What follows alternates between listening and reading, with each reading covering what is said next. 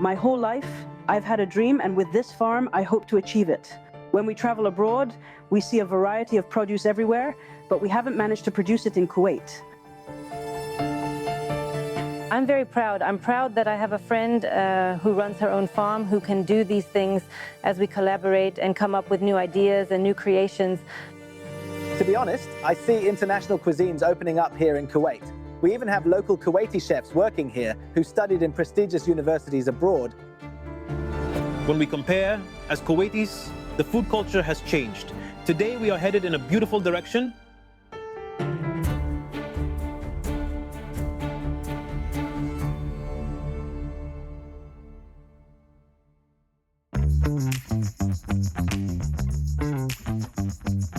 Welcome, I am AlMutawa from Sadeer Farms.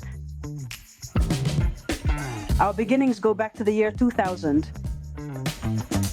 I don't remember exactly what the farm was like at the time, but I remember it was open and barren. Just plain desert after desert. There wasn't a single tree in sight, a vast empty desert. So we started the farm from zero. I went online and started searching for seeds. I noticed that there are many beautiful crops that no one was planting in Kuwait. Looking at our imported products, what are the items we're importing that no one is growing locally? The government subsidizes a list of approximately 30 approved crops. This is the list, and we are not going to grow any of them. We don't want this list. All of the local farmers in Kuwait are already focused on this list. We want to focus on the crops that aren't on this list. And this was the beginning of how we established and identified ourselves as a Kuwaiti farm that grows specialized produce that isn't available locally.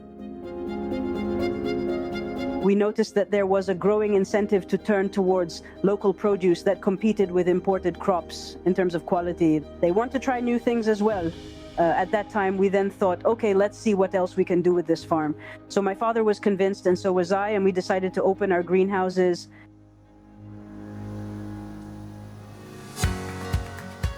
You are now inside the greenhouses here at Sadeer Farms, which we started in 2021. This greenhouse is like an experimental ground. We're trying out rare crops or ones that don't usually grow here in Kuwait. Once we started to operate the greenhouses, it without a doubt completely changed the game for us. We started to prolong our harvesting seasons and offer the produce for longer. That made us focus on fruits. What do Kuwaitis want? What does the Kuwaiti market want? What are the top items that have high demand but experience a short season in the market? So we focused on the papayas. Inside the greenhouses, mashallah, the papaya plant has proven that it can survive Kuwait's weather in both the summer and the winter, and its harvest yield is extremely high. So we focused on the papayas, we focused on the passion fruit, and we've started to slowly enter the fruit market more. We also focused a bit on berries. Here we have the lemon caviar plant. This is priced at 75 KD a kilo in the imported market. Here we've managed to plant the tree and harvest it twice a year, and we managed to reduce its market price to 45 KD a kilo. We observe the items that are available in foreign markets and start planting them here in Kuwait. And with that, we work closely with a lot of local restaurants and bakeries. It's been about 5 years where we've tried to grow Kuwaiti wheat, and with the area that we have allocated just for the wheat grain, we've managed to produce about 500, 600 kilos of Kuwaiti wheat flour. We've contracted with a Kuwaiti-owned bakery called Hindough and delivered the wheat to them, and mashallah, they started to create bread with natural yeast from 100% Kuwaiti wheat. Hindough is a bakery that only uses natural yeast, which is easier for digestion because the carbohydrates found in the natural yeast don't convert into sugar in the body, unlike regular bread. It is much more beneficial for various reasons. We started to expand our product range at the bakery and started making cakes with natural yeast, with bananas, cherries, and blueberries. When in season, we source the bananas, of course, from Sadeer, which we use for our cookies and cakes. We are working with Kuwaiti farms. We are 100% Kuwaiti owned. We don't rely on outsiders. And thankfully, our cooperative relationship began to develop more and more.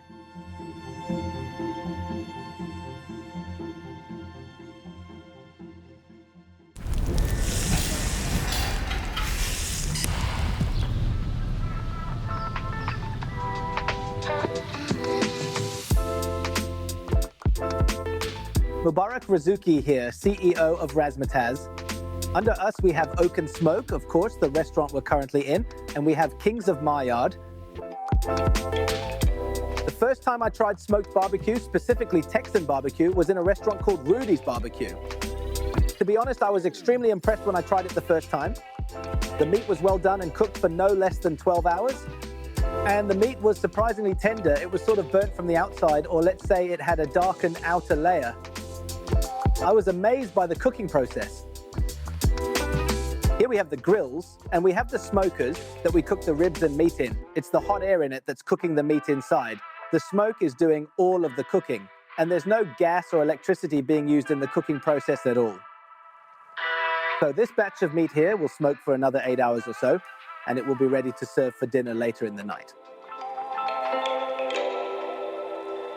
I really missed the type of food I got accustomed to in Texas. So I went to Ace Hardware here in Kuwait, and I got myself a small offset smoker, and I cooked smoked ribs for the first time here in Kuwait. After 12 hours, my cousin visited, and when he tried it, he told me that this was one of the best meats that he's ever tried in his life. So I started from there. I created a simplified menu and opened an Instagram account named Oak and Smoke. I used to take the orders, cook, and I used to deliver the orders too.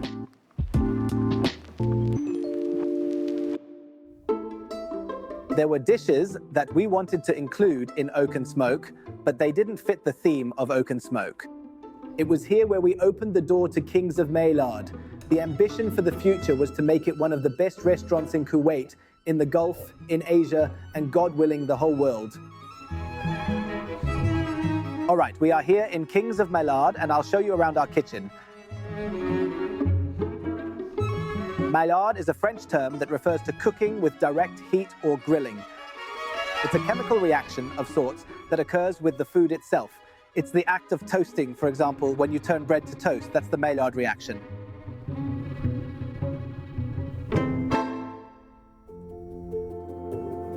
To be honest, I see international cuisines opening up here in Kuwait.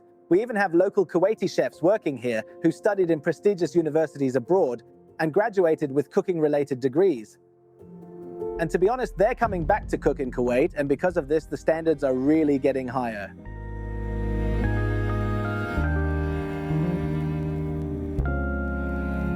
With you here is Chef Faisal AlNashmi. I'm the Chief Operations Officer and Culinary Director at AlMakan United Company.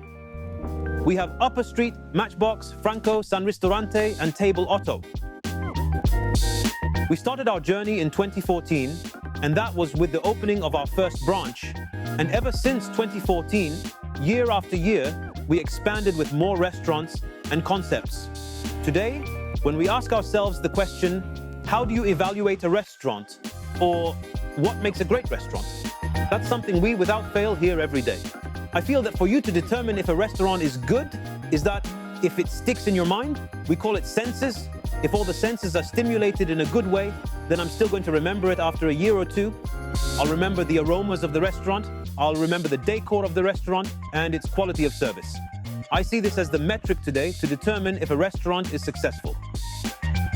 Today, this is our formula. We have to keep in mind the customers and the people that pass by our restaurants, and this is a necessity. Today, people really love to see a dish presented to them in a particular way, for the food to be mixed in front of them, for example, for it to be cooked in front of them.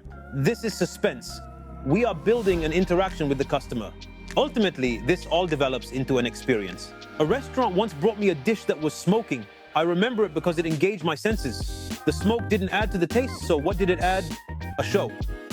So on top of all this, today when I come to work on developing a dish or a style of cooking, it is always based on this idea of memory. Everything else can be put to the side. I was very lucky to meet Chef Thomas Keller. This chef is known internationally as one of the best in the world, and he has a collection of maybe 12 Michelin stars, 10 to 12. He told me, it's essential to always make memory the foundation of anything you work on, because memory is time. Memory is always linked with time. And time is what will make the dish successful. And after I met him, I didn't understand what he meant exactly. With time, I realized that people don't simply return to eat a dish of ours purely because that dish is delicious. So that's why today it became a priority of ours that when we come into work, we make sure that whenever we create a dish, we make it a memorable dish with specific experiences in a particular way, because that's what's going to make it successful. Today, we are heading in a beautiful direction. The standard in Kuwait is far from mediocre.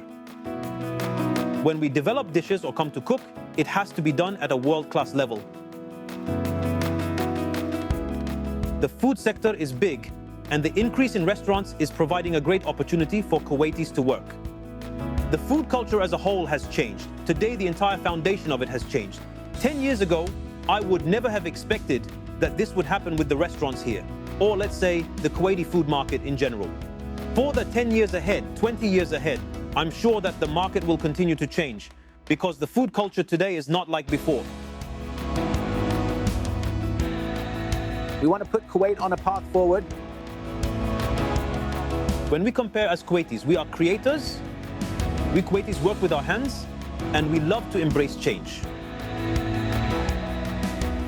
Kuwait is beautiful for sure, and I am so proud to be Kuwaiti.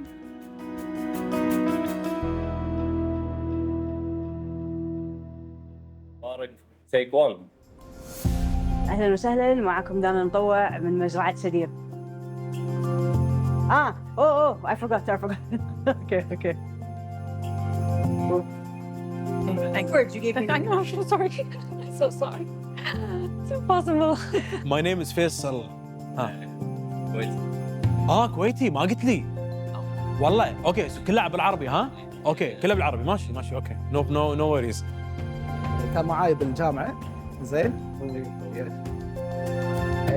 لا sorry, it's fine. Go ahead. It's a bit smoky because we turned off the vents because they're filming and it's very loud. And this is homage to, I guess, welcome to yeah.